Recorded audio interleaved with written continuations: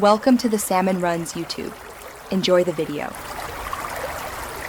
You'll begin by verifying the essentials so you can proceed without surprises. First, make sure your phone volume and do not disturb are off and Bluetooth isn't routing audio to another device. Otherwise, you'll think voice messages are silent when they're playing elsewhere. Next, open System Settings, find WhatsApp, and confirm microphone and storage permissions are granted so recordings and playback work. Once done, force close WhatsApp and reboot the phone to now focus on the app itself to fix remaining problems.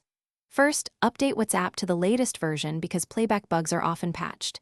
Then test a voice message. If you're on Android, clear the app cache and settings to remove corrupted temporary files. If you're on iPhone, reinstalling the app is a faster way to reset app data without losing backups. Make a fresh voice note and try playback. If it works in another chat, the issue may be a bad file rather than system audio. Finish by verifying system-level outputs and fallback options.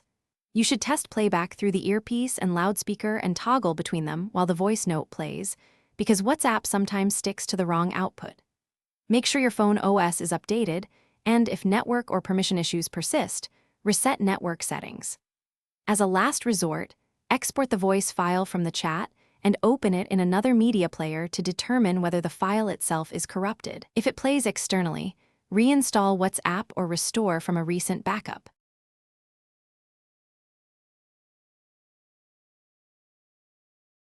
Thanks for watching. Consider subscribing if we helped you.